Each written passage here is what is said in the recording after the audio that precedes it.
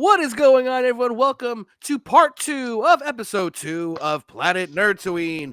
We had to break this episode up into 2 parts because we just had a feeling that the T.S. Luther interview, which is live already, go check that out, it was an amazing time, was going to run long, and we'd have no time to do the review of Stellarlands Issue 2 and again, what's year's issue part 2. So we wanted to make sure that we had enough time to do everything we needed to do. And with that being No, said, tell them the truth. Tell them the truth. We're maniacs. We break the rules, and we don't care.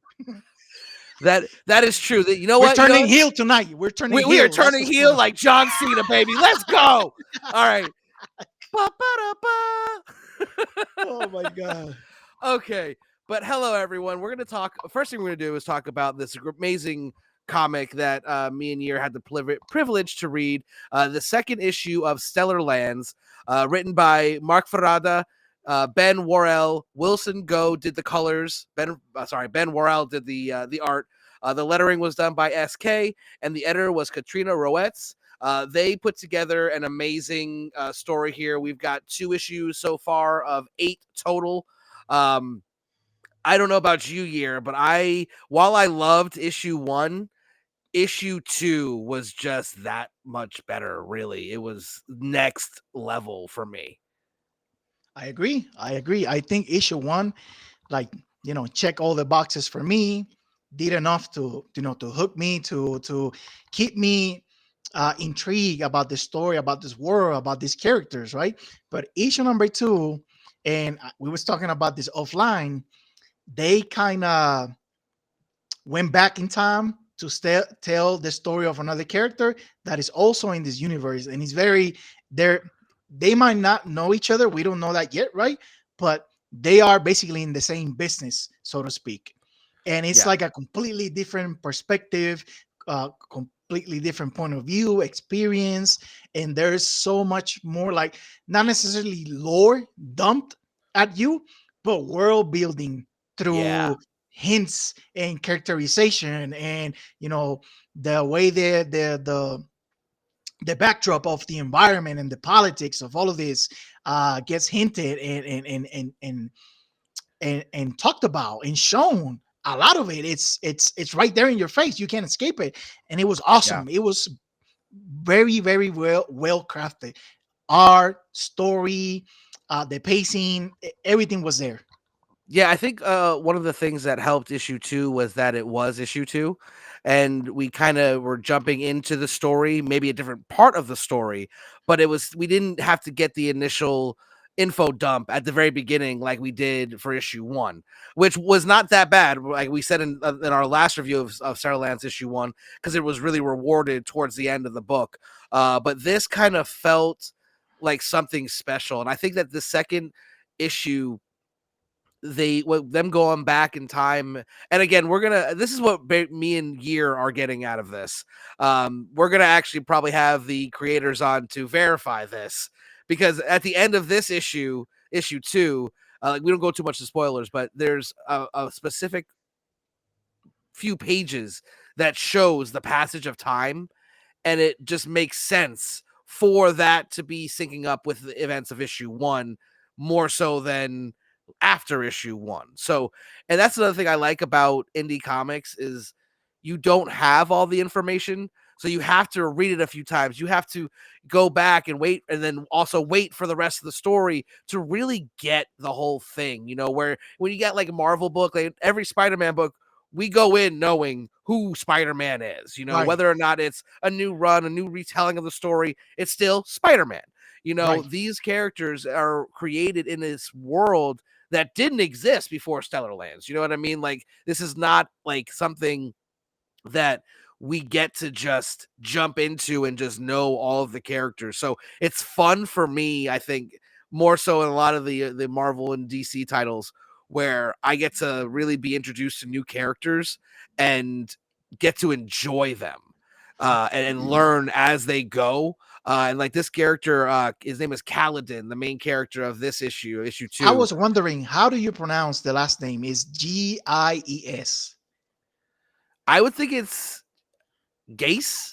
Gaze? That's what I Okay. would think. I'm gonna go out on a limb and say that I could be wrong. It would not be the first time that I'm wrong with a pronunciation. I, I, But I yeah, knew I I think knew that's the proper one. I was gonna be wrong, so I just asked you to see. You know, for me. But I really think that with Kaladin, he goes by Cal for short. In Mhm. this issue too, I think he's a much more relatable character as well. You know, In at a like different way. In a different way, yeah, so like because in the first issue, we had that character, you know, the strong military who's also an alcoholic and dealing with their demons and things like that. Like we can identify with her as well, but I think there are more people that can identify with Cal than the other main character because he really kind of just discovers he has these powers and just wants to use them for good.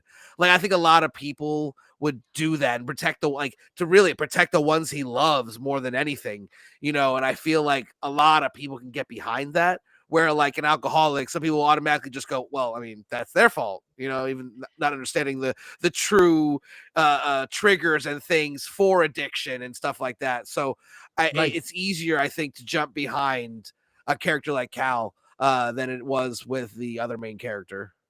Yeah, there was a lot of things about Cal that I picked up.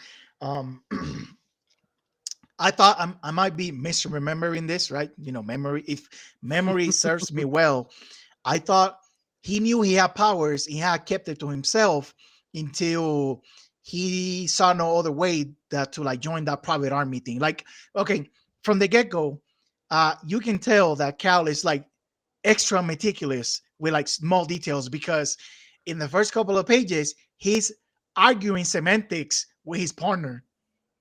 I don't know Right. if you remember that, right? So, and then you see throughout the issue that he, like, things don't really go over his head. Like, he's very attentive to the things that are said and the things that happen around him. Um, there was a lot of insightful little details here when it comes to um, like military culture, right? Like Yeah. real world, like U.S. Army military culture, like um, for example, and this is something that kind of like I could relate to.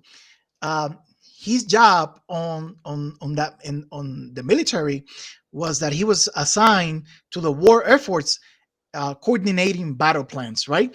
And Mhm. as you know, you can assume he does a lot of research. He does, you know, he studies the field. He does all the preparations, and then when he presents the plan, his supervisor is like, "Yeah, love it, but we're gonna go with something else." And I've been there so many Right. times. So, bro, Well, I I I can I, only imagine.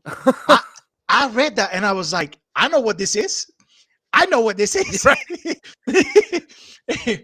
And another thing I want to mention really quick is when he sees one of his, I think he says one of his sergeants or one of his superiors, they called him out on his haircut, right? Because he got like, you know, little Jerry curl going on. Yeah, the Jerry He's curl. Yeah, and You know, he he kind of looked supervised like Rocky Maivia back in the day. basically. Like when he used to be with that when he had the thing the shoulder pads and shit back in the day. He had like that ring on the Yeah, shoulders yeah. with the that was so With bad. that you know what I the one thing I'll give the side note this I'm gonna try to keep these as much as possible off the show but Rock actually said recently he's like if I had to choose only one hairstyle for the rest of my life it'd be that because I would own that shit and I was like you know what okay I'll give you credit for that like I'll give you credit all right back to Stellarlands sorry It probably has something to do with the fact that he's bald now and he can't grow any oh hair. He maybe.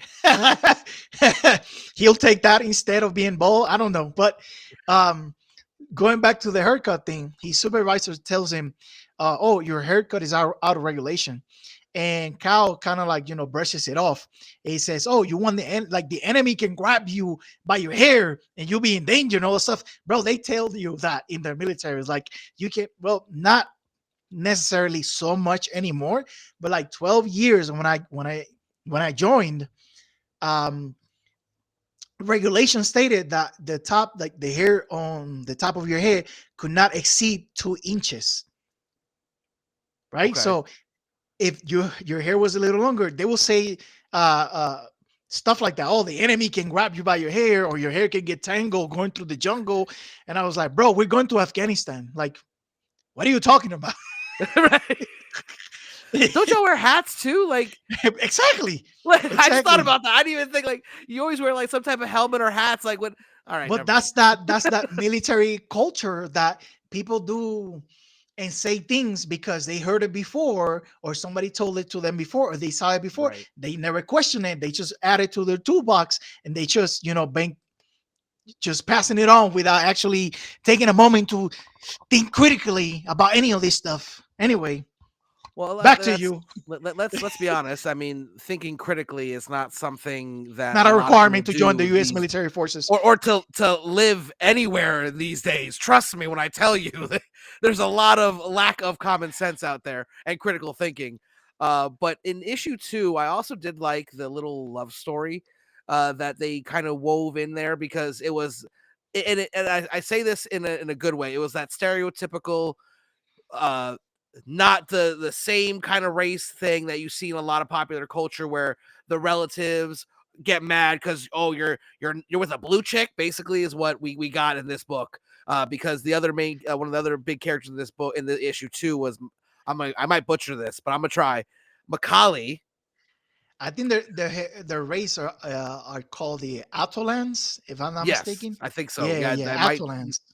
But the main character Cal falls in love with her, and they have this steamy love affair that both his people hate, her people hate. It's like this Romeo and Juliet story basically where these two lovers who should never be together um get together, and honestly that affects him more than he realizes until the very end of the issue because that love Yes, really yes. showed through in how Oh my God, he it's so held bad we can't himself. spoil this because that is such a great moment storytelling wise.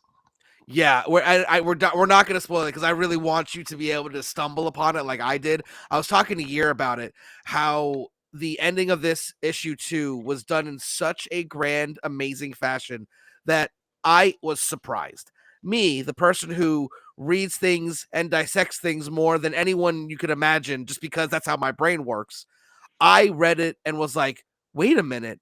Oh, oh, that was huge. And like the way they did it, and it kind of has like this interstellar kind of feel to it, where like you have many years passing elsewhere while the main character is on their journey.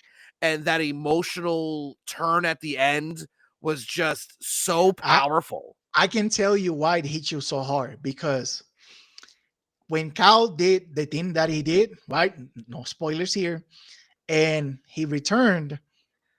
When he left, he was not thinking about anything else. He just wanted to go and do the thing. So Yeah, your mind follow that attitude, like his little campaign, if you will. And then when he returns, the campaign is over, and that's when he hits you. It's like, oh my God, I didn't think of any of that. I didn't think of any of yeah. this because he also didn't. And it was a true selfless act. Like he wasn't thinking about himself. He wasn't thinking about even getting back to his loved ones. It was more about doing the best he can on this mission to, and he really not only did the mission, he did it better than anyone could have imagined. And He he was rewarded for that when he got back in a way that he didn't expect, but uh-huh. was really emotional and really really gripping. Yeah, basically, I guess I can spoil this. A little There bit. there was like the Atolans were in jeopardy. Let's say that, and because of Cal's action, they were saved. But he didn't really grasp the the aftermath of his actions. And when he came back, everything just hit him in the face, and us too, because Yeah. like we didn't know that was gonna be the outcome of him, doing the right thing. But it was Right. great. It was excellent. Um, this issue specifically, like issue one, touch some themes about military and how people are fall off the wayside from the industrial complex that is the military, right? How individuals get left behind. But in this one, the themes explored here is more of um like the the what do you call it, like the paradox of acceptable casualties in war, right? Mhm. Like you never want casualties, right? But when you're in war, there is a doctrine, especially in the U.S. Army, of you know having an established a ratio of acceptable casualties, right? And Cal, that is explored through Cal because Cal was not comfortable with that, right? Right. Um, you also have the acquisition, which is like um, this private army exploiting the Atolans, the blue people, right? Like there's this private entity that is 100% for profit, allowed to operate um, alongside the military to recruit people to exploit them, Yeah. right? And that's something that is very talked about in even in the mainstream media, how you know people that live in conditions in states and towns, whatever the case may be, that have very limited options, resort to the military to further their life, Right. to have a stable job, a stable income, or opportunities, benefits. Me myself, I was in that position 12 years ago. I found myself with a very limited, or close to no options in a situation, and I ended up enlisting in the army. So I know, I can see those things being covered in issue number Mhm. two, from personal experience. Yeah, and I mean, I don't have personal experience in the military myself, but I know that I've had a lot of friends who were basically the same thing, where they were like, "Listen," because I've asked them like, "Why'd you go to the military?" Well, because I didn't have any other real option, and I was lucky that I think if I didn't have the one college offer that I got, I probably would have had that as one of the only viable options myself. And the funny thing about saying that, I brought that up specifically because in one panel when our hero Cal is going above and beyond and saving people because he didn't care about the possible ratio of acceptable casualties.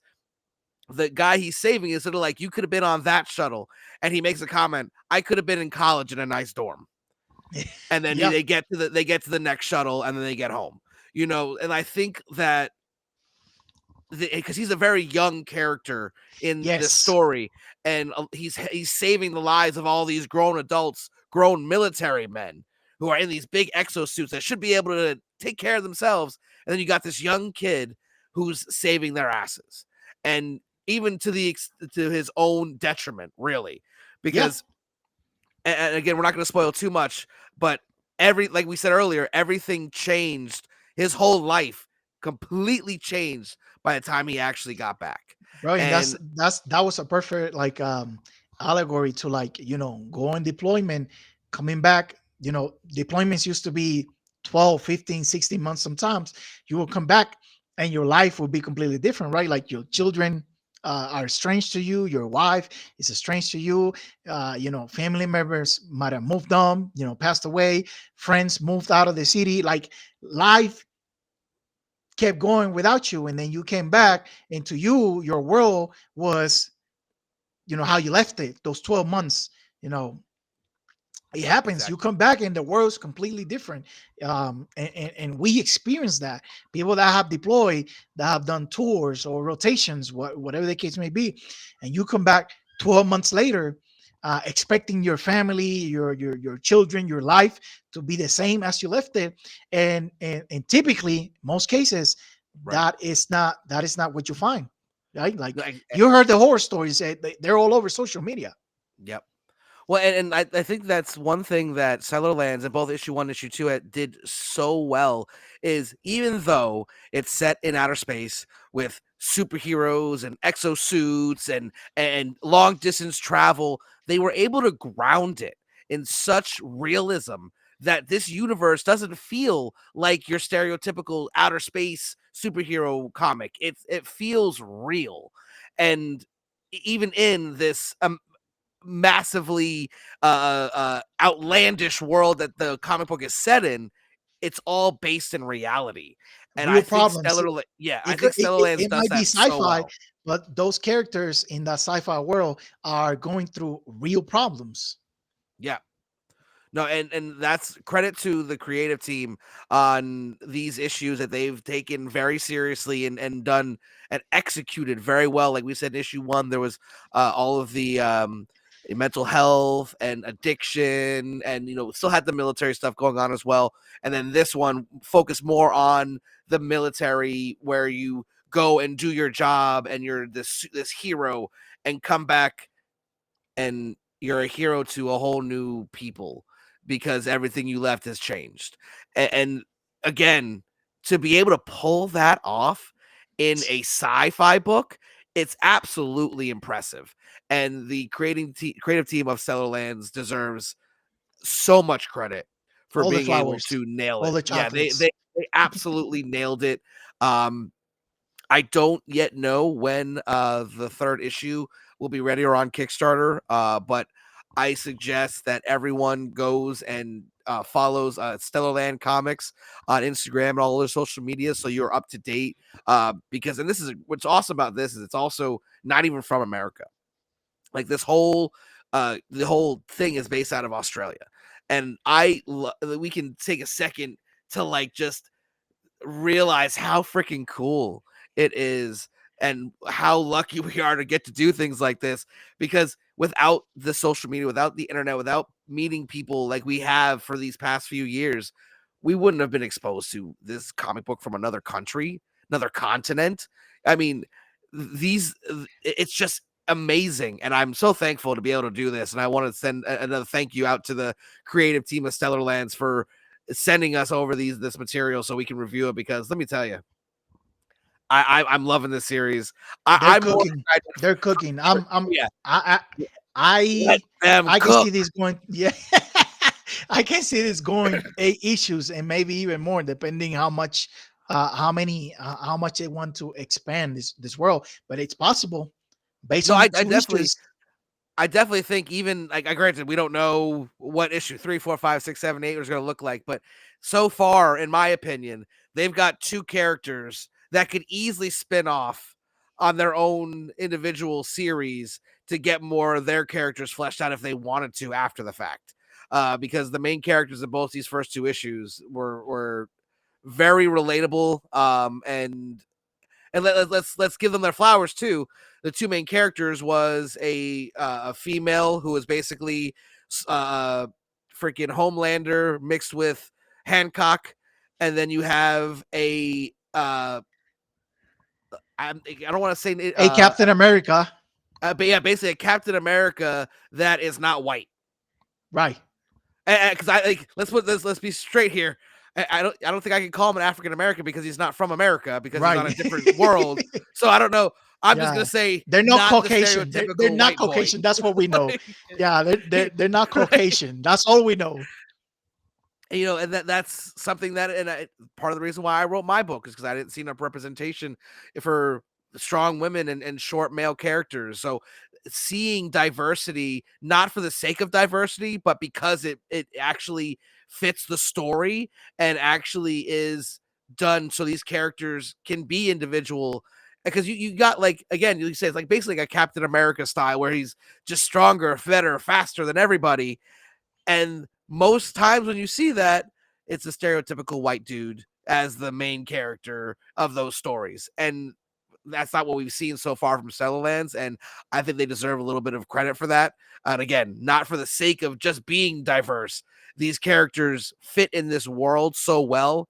And I'm just really excited for the next issue, because now I Hell need yeah. more, and I want to Hell know, yeah. and I need to know. They've left us with a lot of questions. Like, are these characters going to cross over? Are we going to see them? Like, is this not now? Are they in the same part of the timeline? There's a lot of things left unanswered that I really want to know, and we will hopefully get the issue to find that information out. But I'm gonna reach out to the creative team and be like, hey, we need some of y'all on here because we got some questions Give and me we the need some scoop. answers. I need the scoop.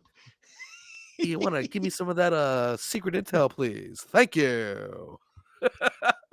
But again, we don't do rankings or anything like that or star ratings but all I'll say is again, Nerdtooine, I truly love Stellar Lands, both issues 1 and 2. I said it last when we did the issue 1 review. I'm gonna say it again now. I'm in for the entire run, and let's go. That's really all I can say. Oh, hell yeah, hell yeah.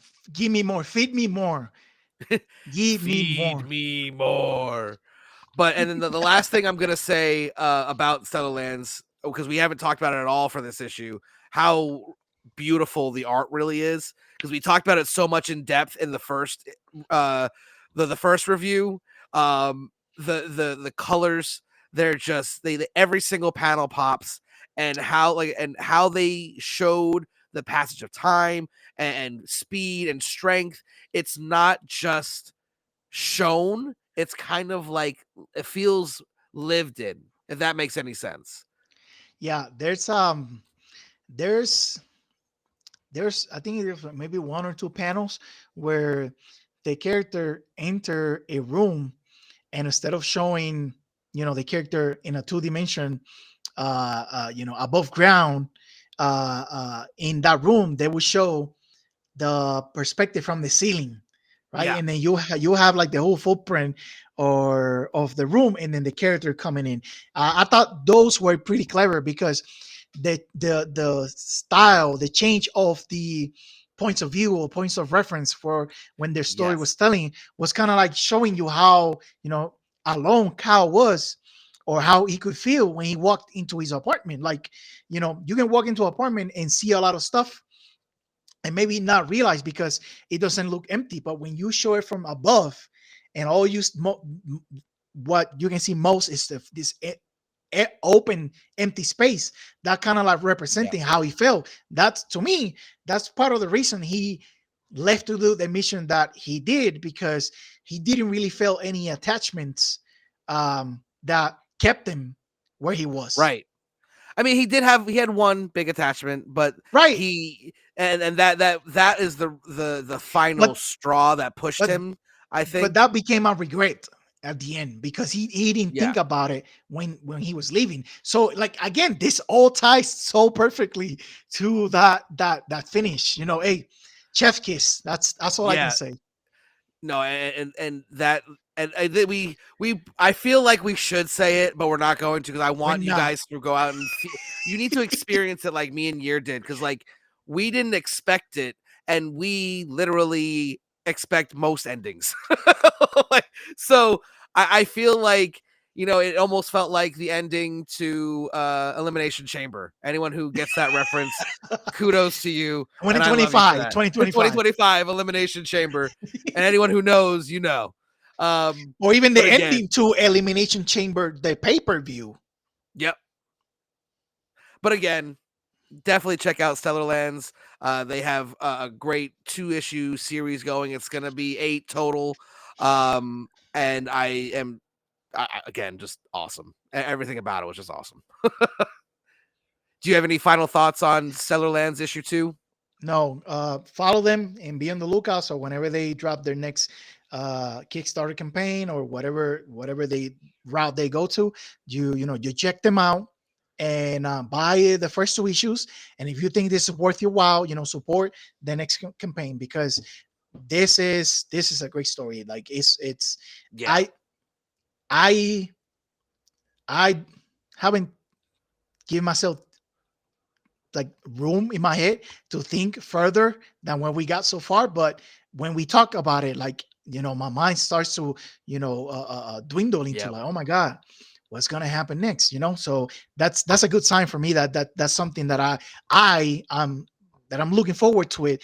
That just says to me and my wife that my time and money is going to be invested in that story. So No, listen. It's definitely worth checking into. Stellarlands issues 1 and 2 now available. I believe they do have a website where you can still buy them, even though the Kickstarter is done. It was fully funded.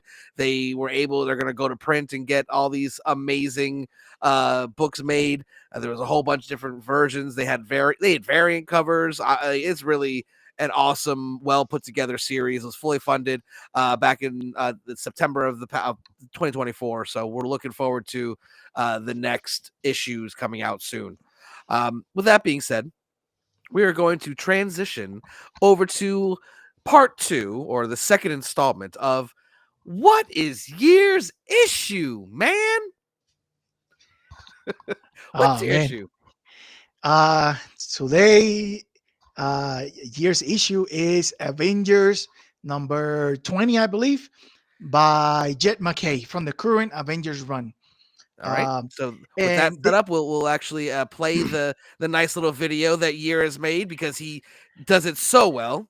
send it. So Welcome everyone, to another enjoy. segment of What is Year's Issue. For this episode, we're going into the Marvel 616 universe, specifically the Avengers number 20 from volume number 9 by writer Jet McKay, artist Farid Karami, colorist Andrew Dalhouse and Federico Blee, and with letters by Corey Petit, with a cover by Valero Schitti and Federico Blee. I'm not going to lie, I was a little annoyed thinking this was a filler issue. Don't misunderstand me. It's a filler issue in the sense that it doesn't push the main story anywhere. However, this is such a great episode for T'Challa the Black Panther. It made me totally forget about the Avengers for a second and just focus on him alone. There I was thinking the Action combined were going to be a one and done, except for maybe the Impossible City. I had to go back to issues 3, 4, 5, and 6 to refresh my memory and focus on Meridian Diadem a little more, since this is basically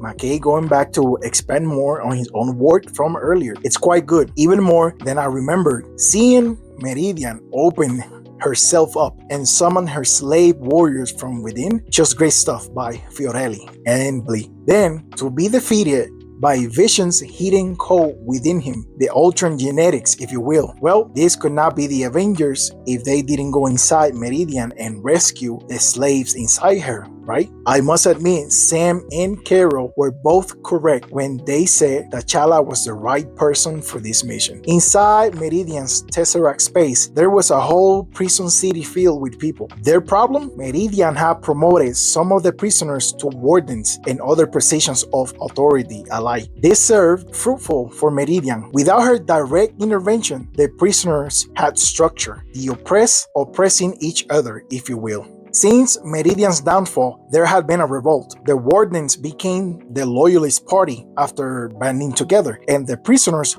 fought for their freedom initially. However, they splintered rather quick into several gangs. I know you're wondering, but what is the issue? I'm getting to it, hold on. T'Challa's mission could not be one of search and evacuate anymore, because the residents had been genetically altered to only survive inside Meridian. This was their only possible home. So, with the new intel and grasp on the situation, T'Challa decided a new course of action was needed. He was to conquer and unite all the gangs. No more survival of the fittest. Have the gang fight as one people and overthrow the Loyalists together. If you're asking, why not just overthrow the Loyalists with the Avengers and then give the city to the prisoners, you might want to pay attention and pick up what T'Challa is putting down here. By T'Challa, I mean, of course, Jet McKay. I'm no expert, but I believe when it comes to the social science and psychology of power structures, McKay got this one right. In the event that the Avengers went in, took out the Loyalists, and turned the city over to the prisoners, they will undoubtedly continue fighting each other to fill in the power vacuum left behind by the removal of the loyalists. Their oppressors being taken out of the equation doesn't really fix their own division. That's why T'Challa forced his way through the different gangs to unite them under one flag. The new problem T'Challa has with this solution is that he's placed himself at the top of this new hierarchy. The cycle could very well start all over again the moment he takes his leave. How will T'Challa handle his exit strategy, and how the prisoners will handle the fragile responsibility of building a future together? We don't have to be overly obvious, but this can be interpreted as an allegory for the US government's foreign policies when, and I'm using air quotes here, liberating a country's people from their oppressors. My name is Jancy, aka Year the Collector, and this was another segment of what is Year's Issue from the Planet Nerdtooine podcast. Now,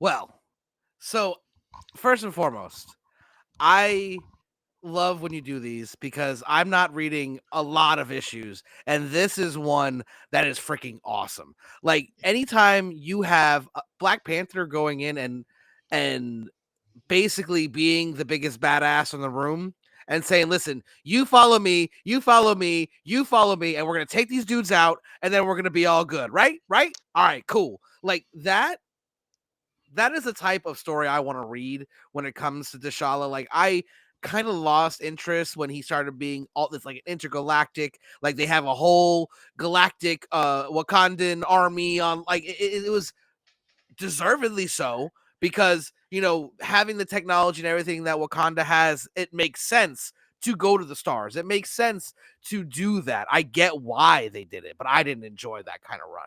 This gets like literally just you put T'Challa where he's got to fight his way to the head of all these gangs and then lead an army to stop the bad guys. Bro, Freaking give that to me it's all over. super nice because when he first gets in there, he saves this couple of guys that were basically on their own. No, they didn't belong to any gangs because they were weak. So nobody wanted to take them in. And when they break down, what the story of the revolts and the fights and how everybody just splinter into gangs. T'Challa was like, okay, I know what I'm gonna do. I'm gonna unite all the gangs. And they looked at T'Challa and they were like, how are you gonna do that? And he said, just watch. And Yeah, then he will hold he here. yeah, Like, basically, basically hold my spear. Um he he will walk to like the different camps of the different gangs and call out their leader, right? To like one-on-one combat. He will beat their leader in front of everybody, and now kind of like an alpha mentality thing. Everybody's like, all right, I guess this is our leader now. And then he will take that gang to the next camp to fight the leader of the next gang, and then slowly but surely just uniting all of them under him because yeah. um their leaders were beaten fair and square. So he gave them a reason to unite, right? Through What strength, through and power. and in real life we've seen that before, like the advancement of warfare to where it's drones and guns and everything. Back in the day where it was swords, the best fighters sometimes would go challenge each other so that thousands of people didn't die. And also that's it's woven into the Wakandan culture because if you have royal blood, you show up on coronation day, you can challenge whoever is the supposed to get it, and if you win, you're now the king slash Right, queen of Wakanda. Like, so right. that is very much who T'Challa is as a person. Like, that's how his society advanced. Basically, it was basically like, hey, if you're tough enough and you're badass enough, go Yeah, ahead, let's go. he understood the dynamics of tribalism, right? Because Mm-hmm. Wakanda is a society, even though it's very advanced in technology, they have their own tribes, like Yep. subcultures inside Wakanda. If you've seen the Wakanda movie, you understand that, right? You had Mbatu, you had Bafa.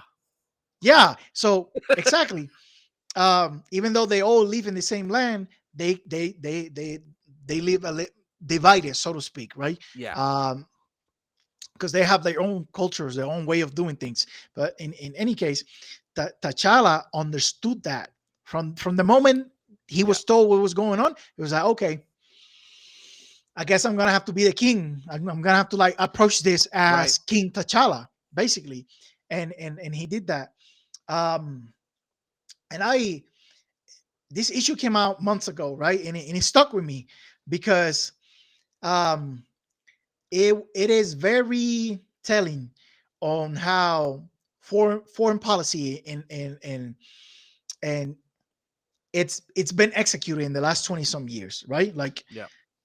I'm not gonna say who, the United States um goes to another country, eliminates a threat or eliminates on a position or their enemy. And if that ended up, overthrowing the structure of power, whether it was a government or a religious group, so be it. And now, um, what do we do? Okay, let's train them. Let's build a local government. Let's pick the local government, right? Right. And this is I'm not you know uh, bringing the genie out of the bottle. This is just Yeah. how it's been done, right? No, Like, and then this is not a political statement either. no, Like this is just we literally what has happened. history, Like history. We're right. talking about history. Like my the best example I can give you, right? um United States invaded Puerto Rico with like very minimal opposition, because basically Spain had abandoned Puerto Rico as an outpost, right? For many reasons. So once they made it into the land, Puerto Ricans like, okay, you guys, we're not gonna fight you anymore. You touch land, the fight is over. We don't have the resources to fight you on land. So what's it gonna be? And eventually the Americans took an assessment of what the island was, what was the structure, what was the people, and then they eventually um, place their own form of government in the island, to the extent that the first ever governor of Puerto Rico was somebody assigned by the U.S. government. It was not elected, right? So Right. this is just history that we're going over here, and I don't know yet because how what the outcome of the story is going to be, but I'm very interested to see how Jim McKay is going to write the exit of T'Challa, because any country can invade any a smaller country. Any country can go and dictate and rule and decide what the state, or maybe the near future of that invaded country is going to be. But when the exit that country, that's when all those efforts and all that time and resources and human and sacrifices that were done Yep. to prop that new country, that new government, that's when the real test begins. Because is it going to hold up? Is it going to Right. collapse? Is it going to go back into civil war? Right? Like, you know we'll see. We'll see. No, Without and I think you made a good point in the review about if you just why didn't he go in with the Avengers and just give them the power? Because it wouldn't have the second they do that, anyone who was not given the power they're going to be revolting, and it's going to yeah, start all over again. In this yeah, way, T'Challa says, "Screw this! I'm going to take over the whole dang place, and then y'all going to follow me to the promised land." And that's why it worked, because they were part of it. It was their revolution with just T'Challa leading it. yeah, And I think that is a really good point to have made, because that distinction, it's not just taking out the bad yeah. guys. You have to do it like if the people you're trying to quote unquote rule or save don't want to be saved, Liberate. liberate. Excuse me, Yeah, I'm not in the military, so I don't know the proper terminology. Um, um, if they don't want what you're giving them, it doesn't matter all the work you do, because the second you leave, like it's like I think I look at it like, and this is me not being in the military, just thinking about it like this: if you give your kid every tool to survive, the second you leave, they're gonna go jumping on the beds. Like if they don't want to behave, they're not gonna behave. You know what I mean? So like in that, take that like to the citizens, if you come in and say, "Look, we liberated you," well, we didn't ask to be liberated. Like, you decide that we're not living good enough. You know what I mean? Like Yeah, that whole yeah. dynamic is This, what made this issue awesome. yeah, it's very interesting because all of these people that live in there. Okay, so the first group that I mentioned, the Ashen Combine, there's this group of characters that they travel to different worlds to conquer them, right? And they all have like different cool looking abilities, right? But the one specifically concerning the situation here, her name is Meridian. Her basically power is that inside her she has like tesseract space, basically like enough space to build a city with a prison. I mean, we saw it. Yeah, And whenever they go to different worlds as the Ashen Combine and they conquer civilizations, worlds, whatever, the spoils of war, the people that do survive, she gets to keep them. Nobody else from that group does that. She's the only one that actually takes prisoners. So everybody that lives in there, they not only speak different languages, are from different worlds, but they are like stranded. Basically, their worlds collapse, ended, were destroyed, and they now live in this prison. So she given certain prisoners like promotions to wardens, like even if it's just, it sounds petty or it sounds insignificant, given power, given an authority, given like a position within everybody else that is just leftovers from destroyed worlds. It meant something to them, right? And that's how right. she was able to keep everybody in check by giving a little power to somebody that was also oppressed, to oppress everybody else on her behalf. I mean, that's history in a comic Yep. book, right? Yep.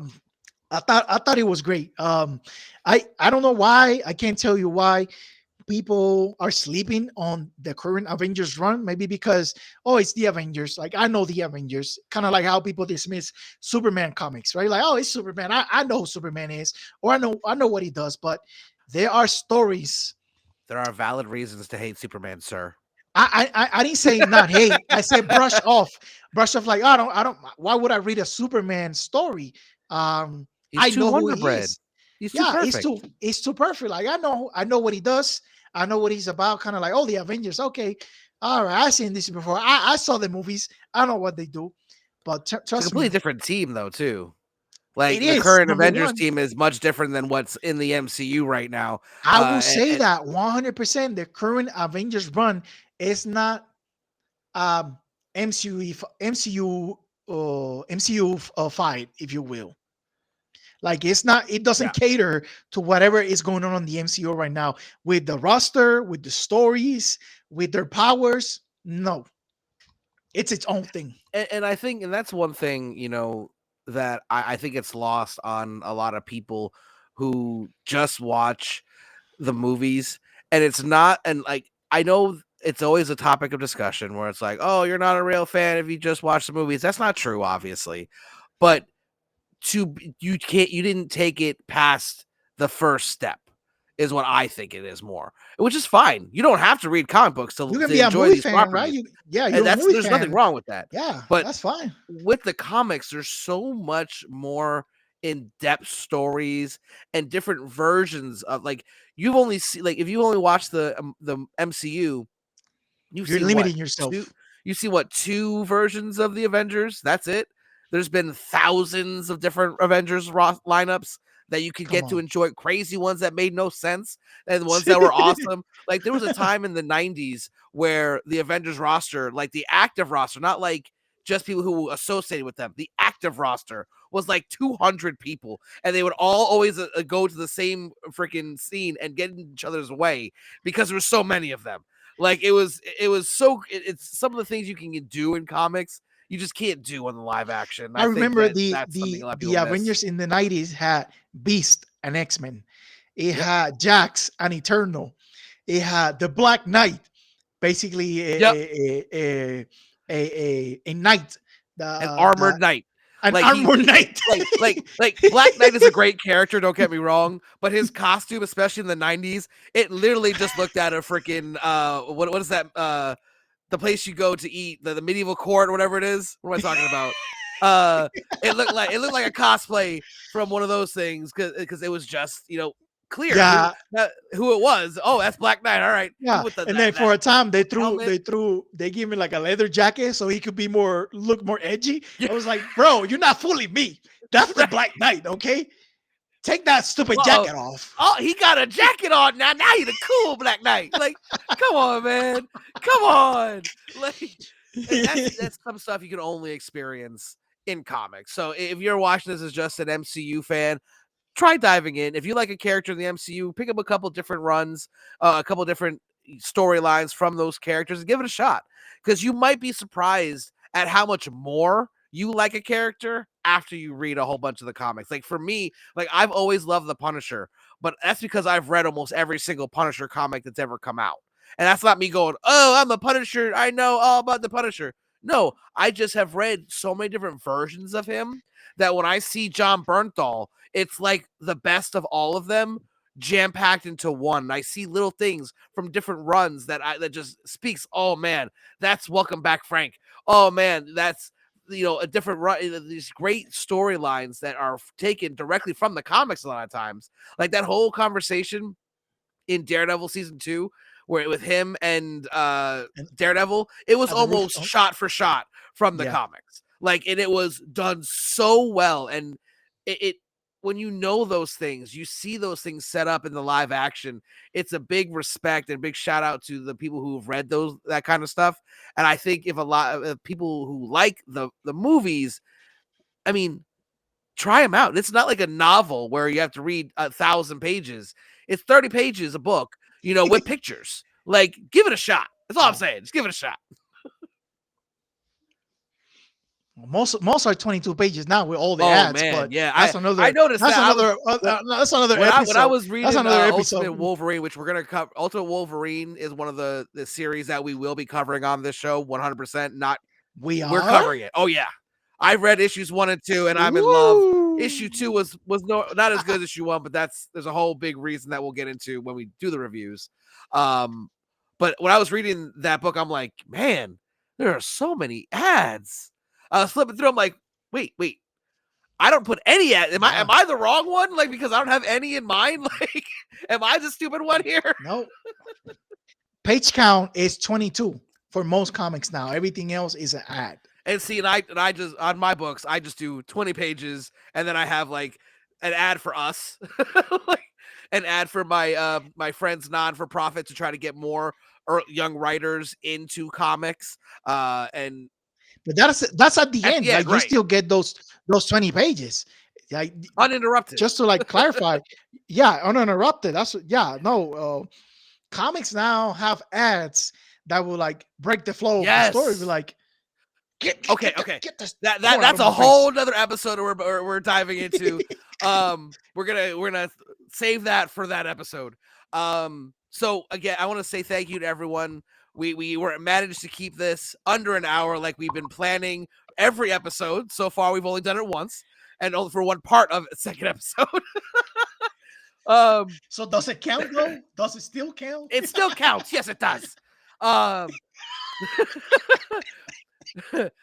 saying it counts. But thank you all for hanging out with us again and listening to us rant about a couple awesome comic books that we read. Now, before we go, I do want to announce we are off next week. We do every other week. But when we return, we're going to be talking about the fall of Diamond and how impactful it really is on the industry. And we're going to bring on our good friend JJ Comics because I've been paying attention to it. This man has been basically covering it like he's Walter freaking Cronkite. So we're going to bring him on to help us and everyone who might be listening understand this is a big deal, and it's affecting a lot more than just profits. It's affecting Free Comic Book Day. It's affecting small comic shops. There are indie printers that are going out of business. This is bad. we don't want to sound all doom and gloom, but in this case, we kind of do have to because it's that important. And I don't think enough people are really paying attention to it like some of us are. And I think we need to change that. And even with our 10 subscribers that we have now on our second episode, I will until I'm gone, I will keep fighting to get that information out there because this is scary. And especially as someone who's a comic book writer and hoping to have more comics out, not just the one Here Walks Monster story I'm writing. Yeah, it's scary. It's scary. Yeah. But with all that being said, do you have any final notes, my good friend? No. I guess we'll see you in 2 weeks to talk about the Fall of Diamond with JJ. I'm very much looking forward to seeing JJ again. That's our good buddy. Yeah, and we're kind of like companion podcasts in a way. When we're not on, they are. So if you want to check out, if you want some more content, make sure you check out the Indie Inkwell. They will be going on the opposite weeks as us. We will also probably doing a crossover event one of these days coming up soon. And we're also going to, the last thing I'm going to talk about is the next episode after that. Year is going to be running the show. And I'm going to bring where it's going to be me and the artist, interior illustrator of my comic book, Here Walks Monsters, and Year is going to interview us to talk about that. We have a successfully funded both an Ashcan and first issue. I am as super delayed because of the print shop, but we are literally at the 10-yard line. I'm just waiting on the final numbers so I can pay them. I'm sitting here waiting like, hey, I have monies. Can you please take it and print these books, please? And the cards that are also going to be part of the Kickstarter campaign. Oh yeah, the cards. That is the only. To be honest with you, that is the only reason why it wasn't done Friday, because they forgot the cards. And I was like, hold on, wait a minute. I see the books. There's supposed to be 3 separate cards as well.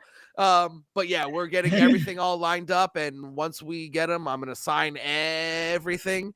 And those cards are gonna be, I think there's only gonna be like 4 or 5 left over after everyone who backed the campaign gets theirs free, like because we hit the goals. So those are gonna be stupid limited. And I hope that one day you could be like, all right, I'm gonna sell this and buy a car. These limited to, I'm gonna send my kids to college. Listen, it would be my honor and privilege. But on that note, oh man, until next time, everyone,